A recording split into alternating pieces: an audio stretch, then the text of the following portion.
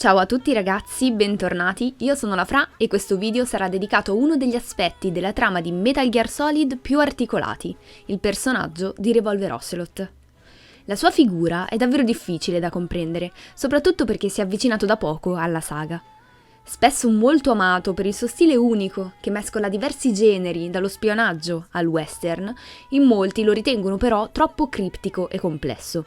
Quindi ho deciso di realizzare un video per fare chiarezza sulle fazioni alle quali appartiene, i vari doppi, tripli e quadrupli giochi che metterà in atto, ma soprattutto sulle motivazioni che lo spingono ad agire. Questo filmato andrà a completare l'analisi Chi è Revolver Ocelot, che vi lascio in descrizione, e sarà diviso in due parti.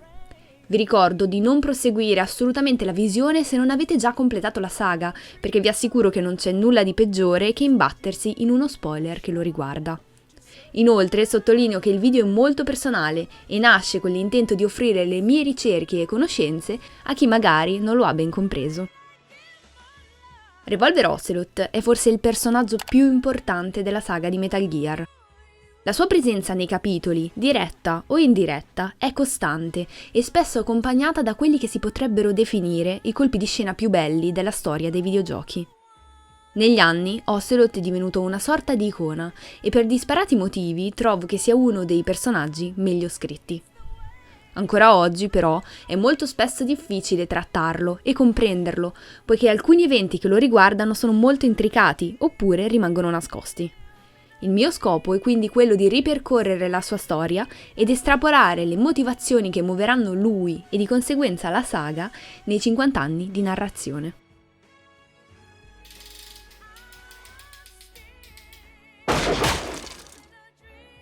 Cronologicamente parlando, Snake Eater è il primo titolo della saga, quello che ha dato inizio a tutta la storyline di Metal Gear.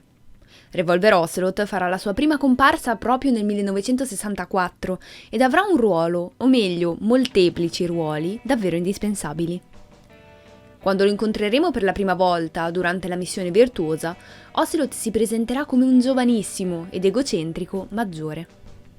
Appena ventenne aveva già diversi uomini sotto il suo comando, che formavano un'unità speciale Spetsnaz di Volgin, la Ocelot Unit. Il suo trattamento speciale era stata la conseguenza delle voci riguardanti la sua discendenza.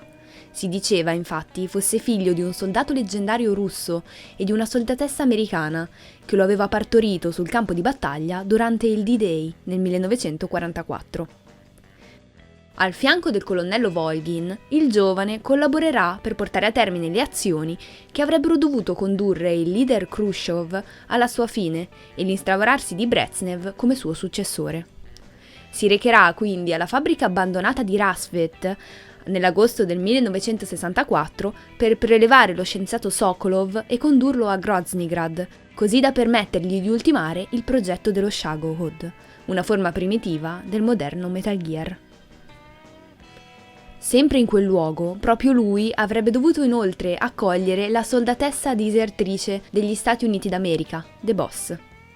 L'incontro però non andrà a buon fine, in quanto al suo posto Ocelot si imbatterà inaspettatamente, per la prima volta nella sua vita, nel giovane Naked Snake, John.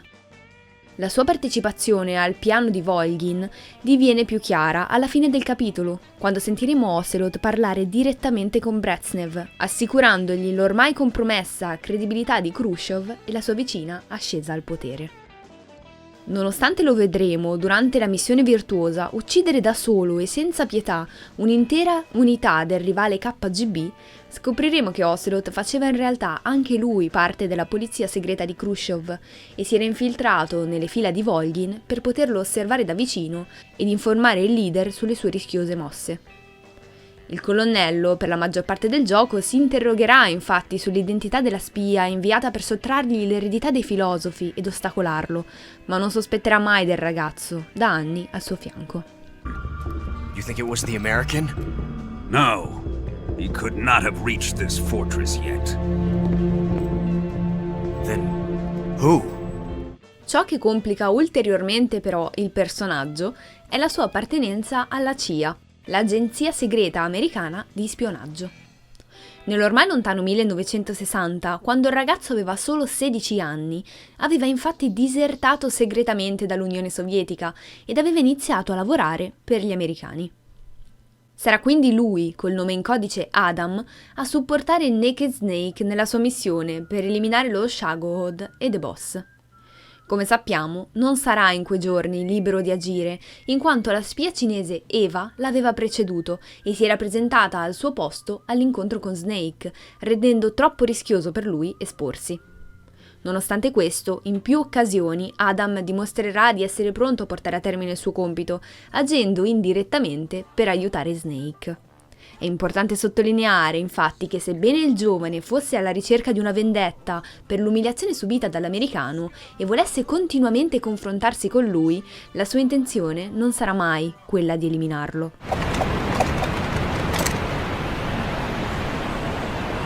Don't die on me yet. Ocelot dovrà inoltre supportare The Boss ed assicurarsi della riuscita del suo ultimo incarico. Alla fine di Snake Eater, Adam infatti telefonerà al direttore della CIA, riferendogli i particolari della missione di The Boss e sulla loro collaborazione. Inoltre sarà lui a riportare in America i progetti per il nuovo e terribile Metal Gear. Oltre a tutte queste affiliazioni, però, Ocelot aveva uno scopo finale, che risiedeva nella sua collaborazione con la madre, The Boss, e la loro appartenenza ai filosofi. Questi ultimi erano un'organizzazione segreta ed internazionale che si era formata all'inizio del Novecento e disponeva di un'enorme somma di denaro.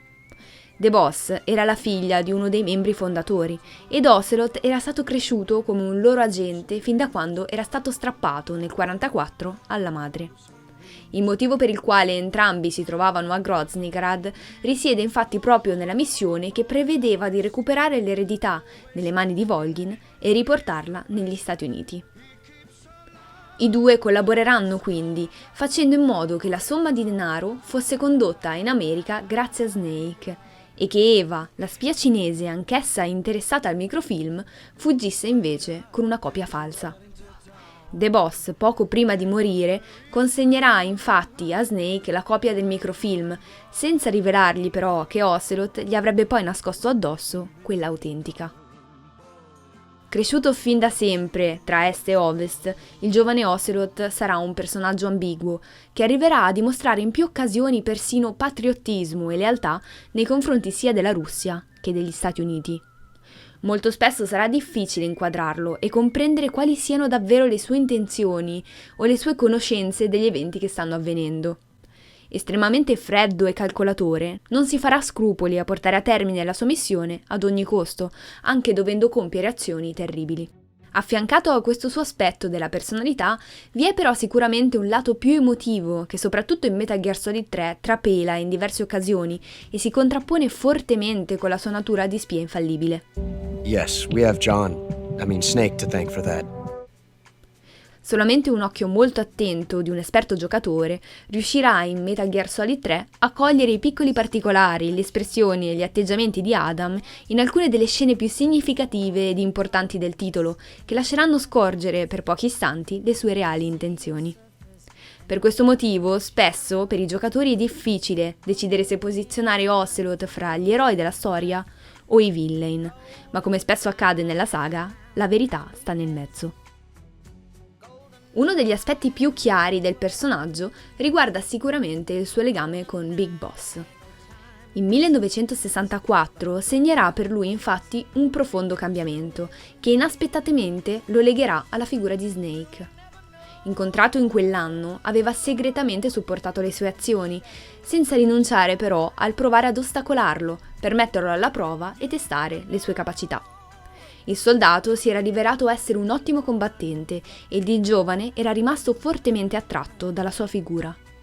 Presentatosi come il classico soldato americano apparentemente infallibile, Ocelot lo aveva invece visto in quei giorni venire a meno dalla sua immagine di eroe ideale ed aveva trovato in lui una figura in cui riporre ben più della semplice ammirazione. Se fino a quel momento, quindi, la sua aspirazione era stata quella di seguire la volontà della madre e ricostruire i filosofi e di condurre un'esistenza da agente senza scrupoli, dopo il 1964 Ocelot inizierà ad agire con l'unico scopo di avvicinarsi a Snake e quindi divenire suo alleato. È per questo motivo che trovo molto bella ed attendibile la scena di Portable Ops, che lo vede nel 1970 uccidere il direttore della CIA e recuperare l'eredità che pochi anni prima aveva consegnato lui stesso agli Stati Uniti, per poterla impiegare nella creazione di una nuova organizzazione. Come ascolteremo nella telefonata finale con Zero, Ocelot gli avrebbe messo a disposizione quel capitale per la formazione dei Patriots, solo se Big Boss avesse partecipato al loro fianco. Nel 1970, insieme ad Eva, Sigint e Paramedic, i tre fonderanno così la piccola organizzazione. Tutti i componenti avrebbero collaborato per la costruzione della volontà che The Boss aveva voluto esprimere prima della morte, ossia riunire Est ed Ovest. Nonostante Ocelot fosse rimasto sicuramente ammaliato dal sogno della madre, la sua ideologia verrà influenzata enormemente da Big Boss. Nel 1972, infatti, quando i Patriots si disgregheranno, Ocelot rimarrà ufficialmente al fianco di Zero, ma continuerà a supportare John, probabilmente informandolo segretamente sulle mosse del suo ormai avversario. Il russo, infatti, esattamente come Big Boss, vedeva in Outer Heaven la perfetta realizzazione del mondo unito che The Boss aveva a lungo sognato.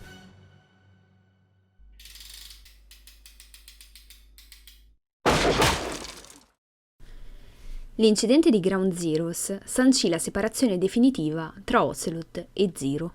Nonostante noi giocatori lo avevamo conosciuto nei capitoli precedenti come l'agente dei Patriots, si potrebbe infatti ironicamente affermare che il 1975 sarà proprio l'ultimo anno nel quale Ocelot sarà a loro fedele. Il suo allontanamento definitivo sarà inizialmente dovuto alla convinzione che dietro l'attentato che aveva portato Big Boss al coma vi fosse proprio Zero.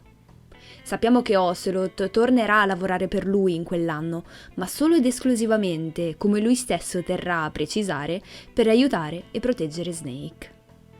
In quel periodo il soldato sarà custodito in coma nell'ospedale militare di Cipro ed Ocelot prenderà parte al piano di Zero che prevedeva la messa in sicurezza della struttura e la creazione del suo Phantom. Per 9 anni quindi Ocelot rimarrà a vegliare su Snake. Ormai divenuto un agente indipendente, stava continuando anche a lavorare per la polizia sovietica, mantenendo la sua copertura e allontanando così gli sguardi dal dormiente Big Boss. Sarà proprio in quegli anni che Ocelot si avvicinerà al capo degli Spetsnaz, Gurlukovic, con il quale stringerà una futura e importante alleanza. Opererà anche in Afghanistan, iniziando all'interno dei Gulag la sua carriera da torturatore. Le azioni che compierà in quegli anni lasceranno un segno indelebile nella sua storia e grazie alla sua abilità nel torturare e al sadismo che impiegherà negli interrogatori, verrà presto conosciuto in tutto il territorio con il nome Shala Shaska. The men I broke gave up their comrades and families, everything they wanted to protect them most. No real cause for it. I just let myself get caught up in the old Russian pride. Nel frattempo continuerà ad occuparsi della sicurezza dell'ospedale di Cipro, attendendo il risveglio di John, e collaborerà per la creazione di Venom Snake, mettendo a disposizione le sue conoscenze relative all'ipnosi e alla manipolazione della memoria. È evidente che la sua partecipazione nel 1984 ai Diamond Dogs e il suo rimanere al fianco di Venom Snake saranno delle scelte dettate dalla fedeltà a Big Boss e dal poterlo così tenere informato sulle azioni del suo alter ego. Per interpretare il suo ruolo al meglio, Ocelot deciderà di autosottoporsi alla pratica del bipensiero. Si tratta di una sorta di ipnosi che gli avrebbe permesso di convincersi dell'autenticità di Venom Snake, mantenendo però una parziale cognizione della realtà. In alcuni momenti di lucidità, infatti, Ocelot contatterà il vero Big Boss per metterlo al corrente degli sviluppi relativi ai Diamond Dogs e Cypher. È subito chiaro, fin dalle prime ore di gioco in Metal Gear Solid V, come l'Ocelot ritratto in questo capitolo sia molto diverso da quello che avevamo conosciuto negli altri titoli. Trovo sia proprio il legame con l'ideologia di Big Boss il punto che viene più frainteso e che ha spinto molti giocatori a rimanere confusi dalla sua personalità in Metal Gear Solid V e dalla sua alleanza con Snake. La differenza sostanziale sta nella scrittura del personaggio, che rinuncia alla caratteristica teatralità che lo aveva sempre contraddistinto per lasciare il posto ad un personaggio più equilibrato e realistico, che vuole enfatizzare maggiormente le motivazioni sentimentali ed ideologiche che lo avevano spinto nella saga. Per quanto la scelta possa risultare discutibile, lo scopo di tale caratterizzazione è sicuramente quella di aiutarci a comprendere meglio quello che è un personaggio davvero complesso. Al contrario di ciò che si potrebbe pensare, infatti, Adam in The Phantom Pain stava lavorando apertamente ed unicamente per aiutare Big Boss nella realizzazione del suo sogno. Scopriremo infatti che la sua lealtà ed affetto nei confronti di John non sono l'unica motivazione che all'epoca lo spingeva. All'interno delle cassette verità di The Phantom Pain possiamo infatti ascoltare alcuni dialoghi che ci aiutano a comprendere meglio l'ideologia che Adam aveva ormai sviluppato e consolidato. With no borders left, what difference can we make? War will have lost any true meaning to the world. Just one more gear keeping the wheels of economy turning. Another product bearing down the capitalist conveyor belt. No matter what happens, we'll have to fight someday to reclaim our truth. Until next time, Big Boss. In lui, così come in Big Boss, era cresciuto il forte desiderio di eliminare la minaccia che i Patriots stavano poco a poco diventando. Inoltre, il sogno di Big Boss di creare Outer Heaven, ossia un mondo libero nel quale i soldati avrebbero potuto vivere secondo la loro natura, era da lui ampiamente ormai condiviso. Sarà infatti nel 1984 che Ocelot deciderà di iniziare ad architettare un piano per portare i Patriots alla loro distruzione, scopo che porterà avanti fino al 2014, anno della sua morte. One day, the age of Big Boss's sons will arrive. They'll likely want to settle the score with him. We have to shape that age. We'll each have roles to play. Sooner or later, there will be only one boss. There's only room for one boss. His sons are fated to face each other someday too. And then you and I will be enemies too. One of us will have to kill the other.